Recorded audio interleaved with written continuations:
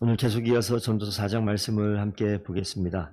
전도서가 12장까지 있고 전반부 1장, 2장, 3장은 쭉 다시 한번 살펴보시면 천천히 보면 내 개인, 한 개인의 모습을 살피면서 개인적인 측면에 있어서 살고 죽는 어떤 존재적인 측면에 있어서 인생이 시작이 있고 끝이 있는데 사는 날이 참 허무하고 아무런 낙이 없다라는 개인적인 측면, 그리고 존재론적인 측면에서의 허무함을 이야기하는데 4장 넘어오게 되면 이제 개인이 아니라 이 사회 가운데 나타난 사회에서 발견되어지는 그런 불공평, 모순, 허무한 이유에 대해서 이제 언급을 하게 됩니다. 그래서 오늘 그 한 세 가지 정도 나오는데 1절, 2절, 3절 보면 학대라는 게 나와요. 학대.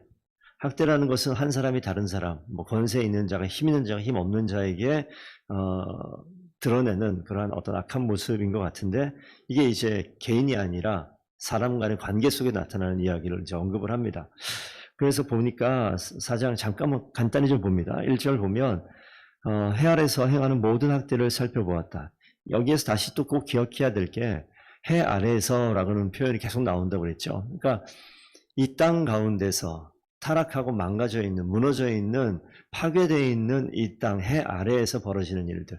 그래서 개인에게 있어서나 이 사회 공동체에 있어서 해 아래에서 벌어지는 일들은 온전한 것이 없어요. 그렇기 때문에 해 아래에서라고 전제하는 것 자체에 벌써 온전치 못한 것을 이야기하겠구나라는 것을 염두에 두면 되겠습니다. 해 아래에서 행하는 모든 학대를 살펴보았다. 학대받는 자의 눈물이 있는데 위로자가 없다고 그래요. 학대하는 자는 권세가 있다. 근데 권세가 있으면 힘 있는 자가 힘 없는 자에게 은혜를 베푸는 일이 아니라 오히려 그 가운데 더 억압을 하고 학대하는 모습, 위로가 사라진 그런 모습. 그래서 그런 상황에서는 이 땅에 사는 것보다 차라리 죽는 자가 이미 죽은 자가 훨씬 더 복되다 이렇게 표현하고 아직 태어나지 않은 이 땅에 태어나지 않은 자가 훨씬 더 복되다. 그러니까 현실 사는 자체가 이 땅이라는 게 이미 파괴되어 있고 망가져 있기 때문에 이 사회에서 벌어지는 모든 일들은 불공정해요. 불공평해요. 모순되어져 있고 허무하다라는 것을 이야기합니다. 관계 속에서. 그런가 하면 4절로 넘어가게 되면 또 본즉 이렇게 나오잖아요. 그런 한 가지 현상뿐만이 아니라 이 땅에서 있는 수고, 해 아래에 있는 4절 보면 모든 수고, 모든 재주로 말미암아 이웃에게 시기를 받는도다. 이것도 헛되다라고 얘기하죠. 이거 뭐냐면 그 뒤에 보면 더 나와요. 5, 6절 한번 계속 볼까요? 두 손에 가득하고 수고하며 바람을 잡는 것보다 한 손에만 가득하고 평온함이 나으니라. 열심히 수고해서 자기가 많은 것을 얻었어요. 그렇게 되어지면 뭔가 넉넉하고 좋아야 될 것 같은데 그것이 아니라 많아지고 앞서가고 능력 있고 이런 것들 때문에 주변에서는 뭐라고 얘기하냐면 시기하고 질투하는 거예요. 많이 취하면 시기 질투하고 적게 취하면 그것 때문에 그 자체가 마음이 힘들어요. 그러니까 이 땅에서 이 관계 속에서 벌어지는 일들이나 내가 열심을 다해서 수고하는 일들이 잘 벌어도 시기 질투가 있고 없어도 내가 번뇌 가운데 있게 되어지는 그러한 뭔가 앞으로 가도 뒤로 가도 뭔가 만족하지 못하는 그런 헛된, 여기 보면 다 바람을 잡는 일이다 이런 표현도 계속 나오잖아요. 잡을 수 없는 그 참다운 수고의 어떤 의미를 제대로 붙들 수 없는 그런 것이 이 땅의 모습이다.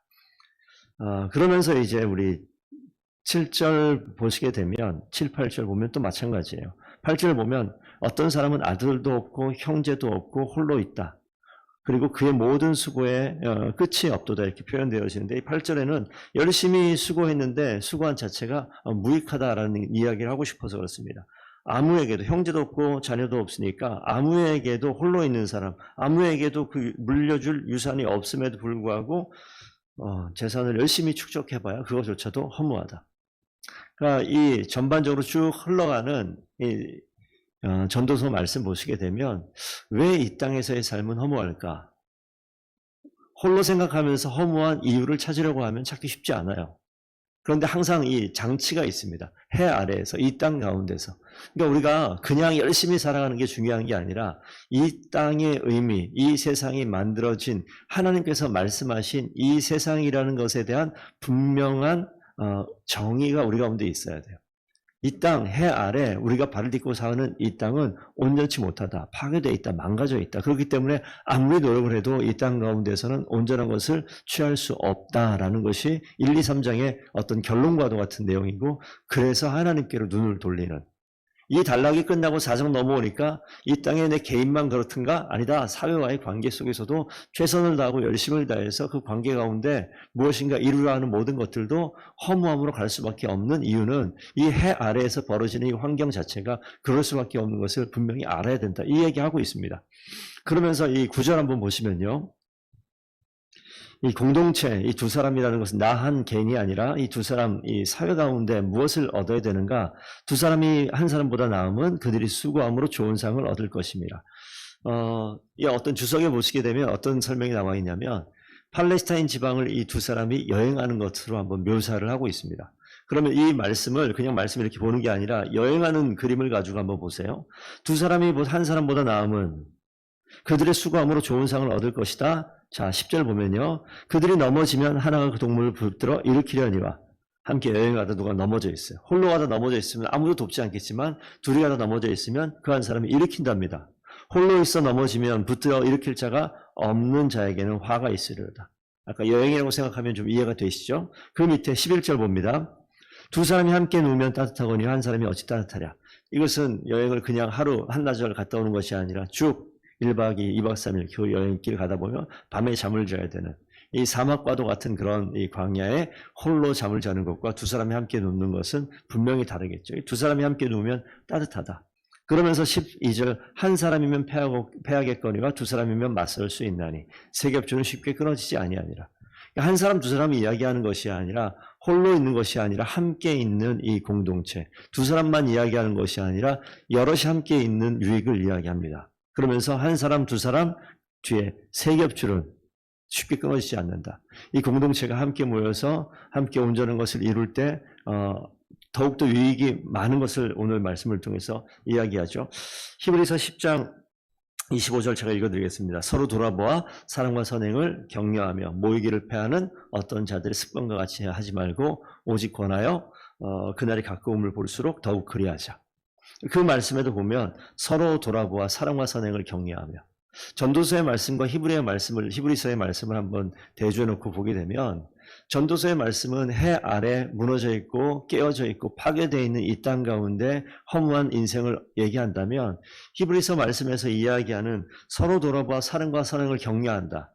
깨어진 그 공동체나 그 사회 속에서 사랑과 선행을 격려하는 거 없어요. 그래서 권세자가 있으나 위로자가 없다. 학대를 당하나 위로하는 사람이 없다라고 얘기하는 게 깨어진 상황. 그런데 신약성경 말씀을 보시게 되면 서로 돌아보아 사랑과 선행을 격려한다. 공동체 가운데 이 사랑과 선행이라는 것은 깨어져 있는 하나님 나라의 어떤 본질, 하나님 나라의 본질이 깨어져 있는 그 자리에 사랑과 선행을 격려해서 진정으로 위로가 없는 자리에 위로를 채우고 세웠을 때 하나님께서 만들어 가실 하나님 나라를 엿볼 수 있는 그런 말씀입니다. 그래서 오늘 이 본문 말씀을 통해서 비록 사회가 불공평하고 모순이 있고 허무한 곳으로 가는 것 같지만, 오늘 시작 말씀을 들어서 오늘 이 말씀을 맺겠습니다. 한 사람, 온전치 못한 사람이 아니라 두 사람, 하나님께서 공동체를 통해서 온전하게 하나님께서 기뻐하시는 사랑과 선행으로 그 유익이 가득하고 하나님이 원하셨던 원래 모습을 세워나가는 것을 말씀하고 있어요. 그래서 부족한 것을 보여줄 때는 이것을 통해서 완전함이 무엇인지를 생각하는 거예요. 이전에 전도서 전반부에 나왔지만 영원을 사모하는 마음을 주신다. 한계가 있는 것을 우리가 보게 할 때 그 반대쪽을 사모할 수 있게 만드는 거예요. 허무한 사회를 바라볼 때 온전한 사회를 바라보고 생각할 수 있는 마음을 주시는 거예요. 그래서 이 땅 가운데 온전치 못하다, 모순이 있다, 문제가 있다, 이 모습을 볼 때 불평하고 불만하고 한탄하고 모든 걸 포기하는 것이 아니라 그 반대가 되는 것이 있음, 더 온전한 것이 있음을 분명히 보고 기억할 수 있는 눈이 우리 그리스도인에게 있어야 됩니다.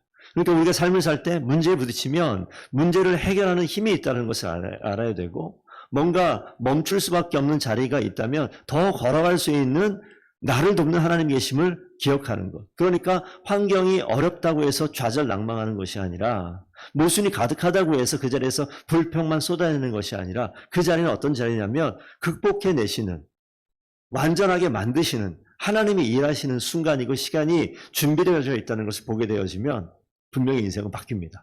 왜? 그 하나님을 발견했기 때문에. 긍정적인 생각을 가졌기 때문에 인생이 바뀌는 것이 아니라 그 하나님을 발견했기 때문에 하나님이 우리의 삶을 이끌어 가시게 되는 줄로 믿습니다. 그래서 가정에서도 마찬가지고 교회에서도 마찬가지.